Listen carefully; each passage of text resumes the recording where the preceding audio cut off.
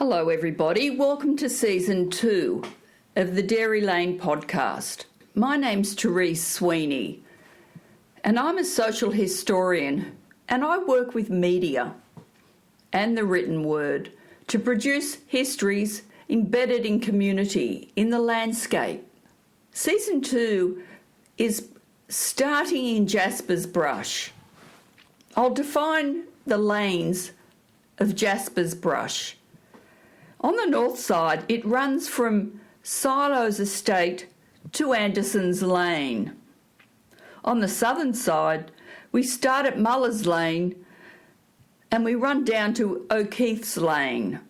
So they're the boundaries. Where did the name Jaspers brush come from? Well, it's contentious and yet to be definitively proven where. But I'll talk about it briefly. So brush is fairly easy to decipher because the colonial people referred to forest and rainforest in the region as brush. So they describe a brush forest. I think that's acceptable for the name brush. Jasper is a bit different. I spoke with Laurel Price, whose mother is a Devitt and father was an Ingold. John Ingold originally arrived in Australia in the 1850s down in Milton, and he had a very large family. But not far from Bomaderry, down the highway, he set up a cattle station and he named it Jaspers Post. Now his brother Jasper actually died. He lived in Essex and he died before migrating out here. That's one theory. There are other theories. A sawyer who worked for Alexander Berry obviously had the name Jasper. But I think I'll leave it at that for the time being. It was cited by a John Robson, 1997, who was a volunteer at the Berry Historical Society, that he had found evidence prior to 1860 of the name Jasper being used in the area. So I have seen Jaspers Creek, but I've only looked at maps from the 1860s, so we'll see how we go over the season to try and get an actual evidence. Let's set the scene for the early migration to the area of Jaspers brush.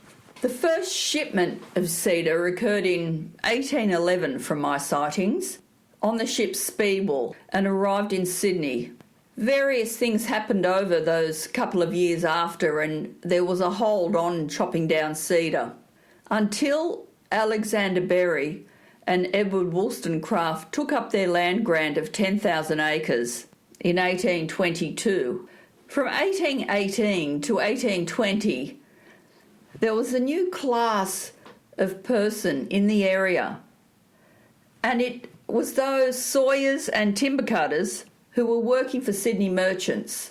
There must have been a hell of a lot of them, because when Alexander Berry began the cedar cutting, massive amounts were transported to Britain.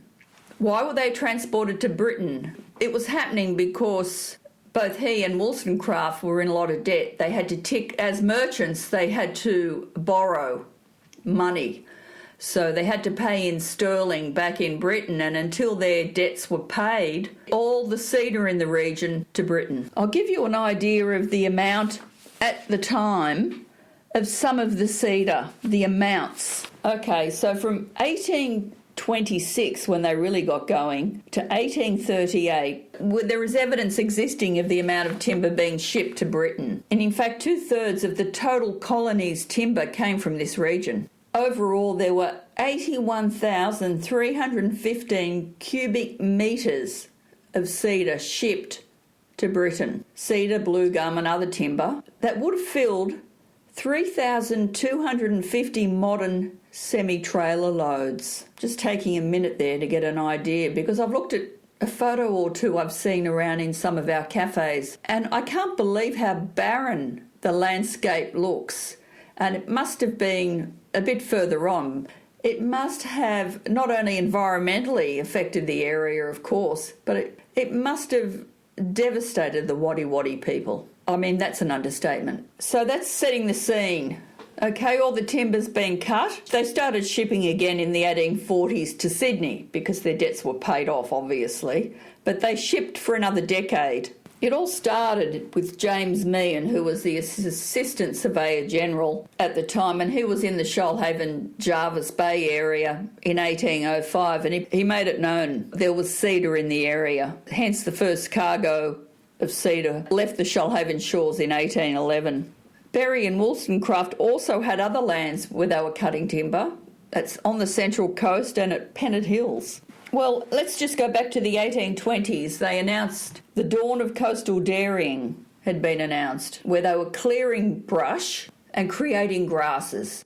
In the 1840s, a couple of things happened. What brought further migration to Jaspers brush was in 1940, the British Parliament passed a bill that convict labour was to cease exporting to New South Wales. Berry had to work out labour and dairying who was going to get, so that he gave the Chinese labourers a go in dairying, and they did pretty well. He also bought out Germans. They were hired from Hamburg. In 1850, David Berry had 36 tenants who paid 20 shillings an acre for cleared ground and 5 years free rent to clear the timber.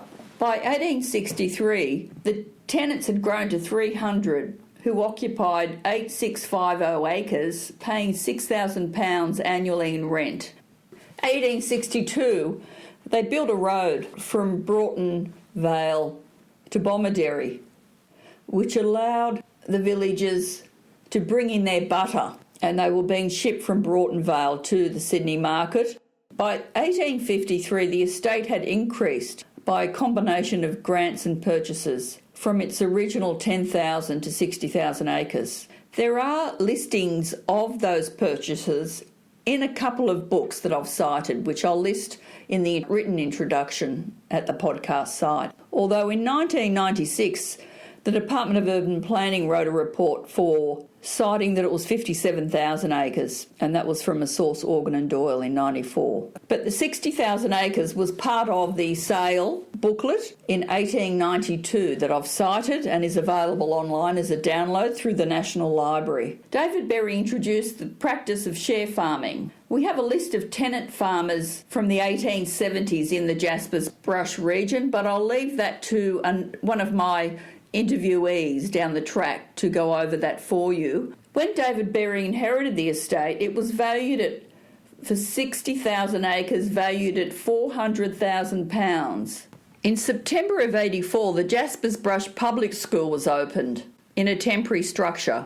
A new permanent brick building was completed by a man named A. Johnson for £417 in October 1897. It was in the Sydney Morning Herald. 2 years earlier, the school teacher, Mr. Larkham, died of exposure and shock following his efforts to save the property during a bushfire. And then in 1920, the schoolmaster's residence was destroyed by a fire, and the teacher, Mr. Baldwin, was badly burned about the face and hands, and his family lost everything in that fire, cited in the Northern Star. I know the community had to lobby greatly to get a school because it was too far to go to Maru or Broughton Vale, and they ended up getting it. The dairy co-op. Well, Jaspers Dairy Co-Factory was established in 1888 at the corner of Jaspers Brush Road and the main South Road. So what we know as Jaspers Brush Road today was actually called Stations Lane because they had a railway station from at least 1893, it appears in a map. So around 50 local dairy farms supplied the Jaspers Brush factory with milk, which was transported to Sydney. The Jaspers Brush Post Office was established following the opening of the Jaspers Brush Butter Factory in 1889 and was originally located near the railway line. It was later moved to a residence on the south side of the highway between Strongs Road and Railway Lane. In 1890, the importance of the local butter factory in the social life of the settlement was noted in a description of Jaspers Brush that appeared in the Australian Town and Country Journal that year. Quoting, "Here there is a large butter factory. The farmers for miles round bring their milk And this and other factories are becoming centres where the men who before, in inverted commas, separators were introduced were really separated one from another and only saw a newspaper once a week. Now they meet and talk. Now the separators bring them together. The wives and daughters of the dairy farmer have only as a memory the white slavery of which they were the subject, and the dairy and the churn and the labour they had to undergo every day, Sunday included. So in July 1898, Jaspers Brush Dairy was reportedly the first factory to commence a new system of payment to milk suppliers based on the commercial butter contained in milk instead of the butter fat. A year later, the Jaspers Dairy Co. adopted pasteurisation. That was in 1899. But the Bury Central Creamery postponed it until 1913. The Jaspers Dairy Co. claimed to be an innovator under the management of its engineer, Mr. C. Wood, who moved from the butter-producing district of Koroit in Victoria, Koroit. In 1892, a series of newspaper articles described innovations by Mr. Wood in controlling milk temperature during the separation process. A steam-powered winch was also stated to be a local first. Mr. Wood was described as taking steps to protect his innovations by letter patent. That was in the Capricornian. Between 1897 and 1899, the factory was one of the first places to erect a facile or improved steam turbine Hadcock machine for treating milk. By this time, the factory was separating cream and sending it to the Bury Central factory, as were most of the local dairy companies. So how's that? Pretty cool for Jaspers Brush in those early years. They were leaders in the region. There was an undated sales poster promoting the sale of land in Jaspers Brush. I think it was a Coolangatta and Bury Estates poster that also mentioned Illawarra District Farms. It was a yellow and red poster for private sale. So it looked like it was the southern side of the highway for Jaspers Brush. Now you can see the railway line, and it's got a railway platform that's emphasised on this poster.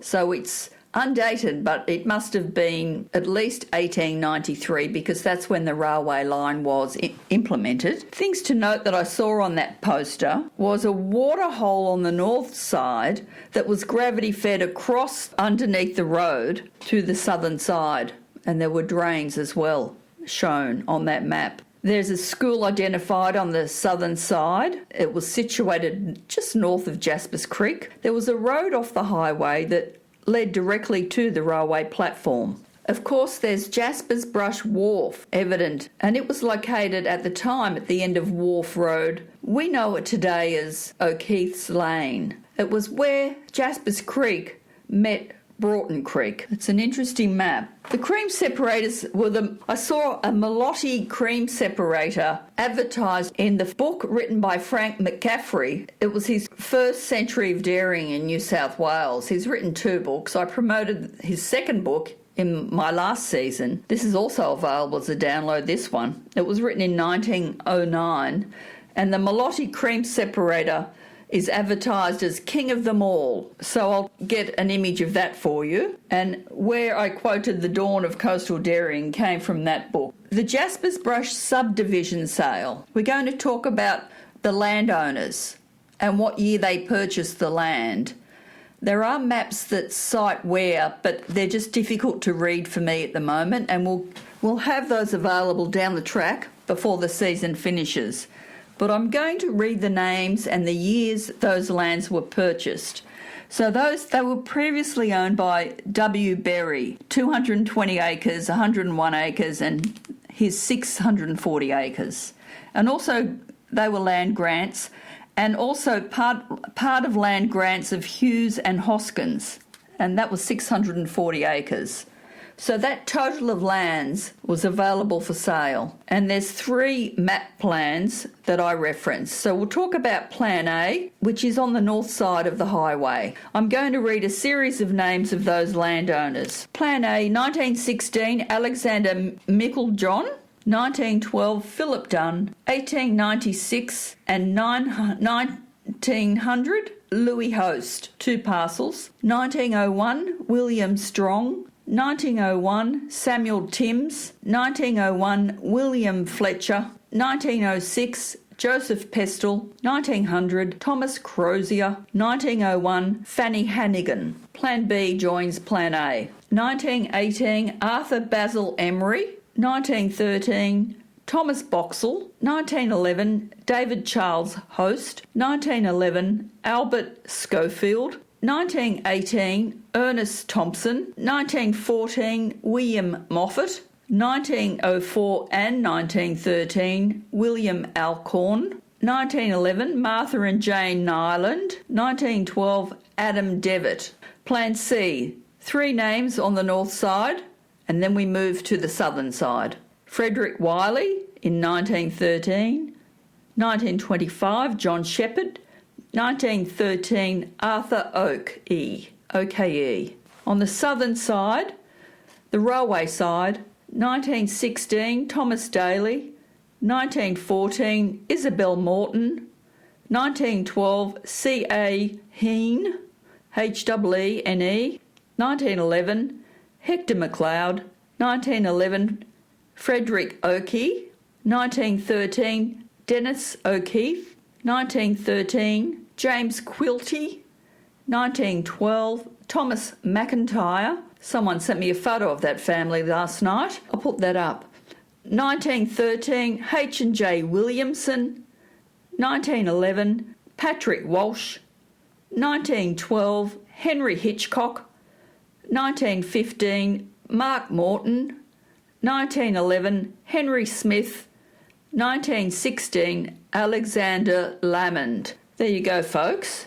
A School of Arts Hall was established at Jaspers Brush prior to 1898 and served as a focus, of course, for community and social activities up to its demolition in 1949 following damage from strong winds. The site of the hall was removed during excavation works for highway improvements in 75. You know, the highway's always in transformation, which changes boundaries and roads all throughout colonisation. I'll give you a bit more information on the Jaspers Brush Dairy, just with some other articles. In 1924, the Jaspers Brush Dairy Co. acquired the Jaspers Brush branch of the Shoalhaven Milk and Ice Company Limited. In 1927, the company installed a new fuel oil engine and compressor. In 1930, a profitable year was reported by the Jaspers Brush Dairy Co. However, shareholders expressed alarm at the decision of milk companies to pay only a certain amount per gallon for milk, meaning that dairy farmers would soon only be receiving a price for milk equivalent to that of butter. And that was in the Sydney Morning Herald in 1930. There was a profit reported in 1935, but 3 years later, the company went into voluntary liquidation, and that was in the Herald in 1938. The Jaspers Brush Railway Station, it was officially opened in 1893. The early station consisted of a near 200-foot platform, a waiting room, amenities, and a goods shed. There was a milk depot siding on the downside and a goods siding on the upside. In the early years, the station was a hub of activity. The nearby milk factory sent milk to Sydney, and the ice factory sent ice to Berry every day. Other local products such as peas, mushrooms and poultry were sent to the Sydney markets. The train was also used as a means of transport by many residents. During the 30s and 40s, children attending high school in Nowra travelled by train to Bomaderry and then caught the bus to Nowra. Many a trip to Sydney began by flagging down the train with the lollipop sign at the Jaspers Brush railway station. As other forms of transport became more readily accessible, the demise of the railway station began. The milk factory closed in 1939 and the siding was removed in December that year. Strong winds blew the railway buildings down in the late 1940s and the rebuilding did not incorporate a goods shed.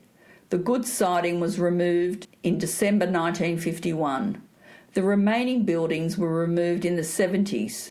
In 1988, the platform was removed and Jaspers Brush Railway Station is now just a memory. The gates to the railway. Although there was several sets of railway gates in Jaspers Brush, the only staffed gates were in Railway Lane, now known as Jaspers Brush Road. These gates were shut by the gatekeeper when a train was nearing the station and reopened after departure. Gatekeepers over the years have included Mrs. Carr, Mrs. Long, Mrs. Ball and Mrs. Burgess. When the Burgess family left in 1970, the gates were left unstaffed. The Fettlers. There was a Fettlers cottage in O'Keefe's Lane. For many years, the Barron family lived in this house. Mr. Barron had to walk the line after floods to ensure that the tracks were clear. Other Fettlers remembered by residents are Mr. Carr and Mr. Brown. Railway tracks are known to attract snakes. On a sad note, Myra Gould, a resident of Railway Lane, died when she was bitten by a tiger snake at the railway gates in the late 1930s. This incident was very distressing for the close-knit community. Now we have a mention of Sunday school. We can't forget Sunday school for the mob in Jaspers Brush. The records are a bit sketchy of the Sunday school, but it appears the Sunday school was held in the School of Arts. Several denominations organised the school over the years. The earliest records of the Sunday school are from 1898, when it was ran as a union school. Miss Nylands was the teacher. Pupils included Broughton, Stanley and Osborne, McIntyre, Olive Somerville, Sydney and Alice Smith, Ruby and Pearl Sproul, Pearl Thorburn and William Nichols. In 1899, the known pupils were Maud and Janie Harrigan, Sarah and Florrie Penny, Hilda Nylands, Florence Gox and Sarah Allen. Miss Hitchcock was the teacher in 1906 and Mr. Oakey was the superintendent. There were 25 scholars. From 1919 to an unknown date, the school was organised by the Salvation Army, the teachers being Captain English, Mr. and Mrs. Evans, Adjutant Hull. Pupils included Gwen and Bessie Taylor, Doris, Alice and Beryl Hackman, Olive Fawkes, Mary Hannigan, and Merle, Vera and Elva Host. In the late 1920s, it is thought that the Sunday school was organised by the Anglicans, with Arthur Lidbetter as teacher. Pupils included the Harvey girls, who walked 3 miles to get to lessons. During the 40s, the Sunday school was again a union school. The teachers were Miss Clayton MacDonald, Una Ison, Nora Campbell, Mrs. Williams and Gwen Williams, who played the piano for the gathering. Pupils included the Turner family, the Herbert family, Hauser family, Betty and Valma Farl, Marina Barron, Alan and Bruce Harvey, and Vera and Jill Alexander. Sunday school met on Sunday afternoons from 2 to 4 p.m. End-of-year concerts and prize givings are still fondly remembered. And there is a document here, they have a signature, presented to William Strong from Jaspers Brush Union School, 1914, by Alfred Strong, who was the superintendent. I just have one final thing to add.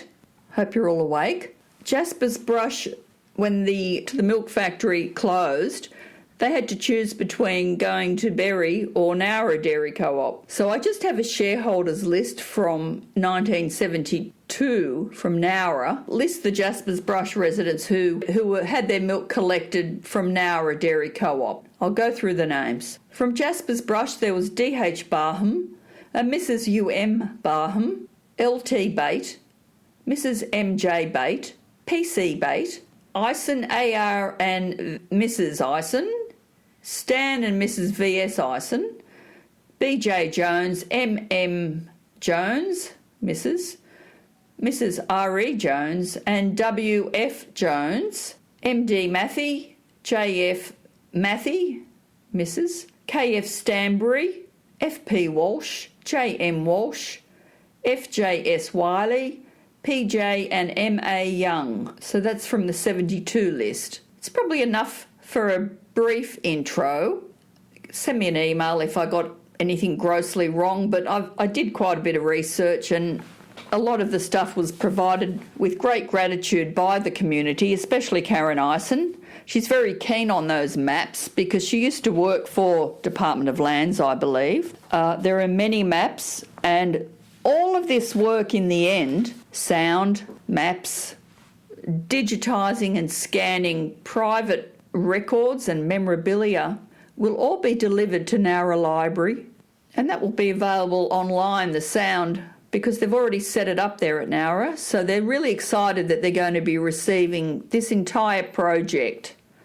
We don't know how long it'll be going yet, but in the interim, I'd like to thank the Darien residents within our region who are getting behind this project, and they're offering me support. Who knows, if support grows amongst this group, I may be able to cross the river and continue the work. Okay, it's a goodbye from me. Episode 1, Friday night. We've got Ray Strong talking from Strong's Road. Thank you very much, and I really appreciate the support you've given Season 1, and let's hope we attract more for Season 2, and I hope you're enjoying it. I know those that are participating are loving it, and there is a bit of talk around about it, which is really great.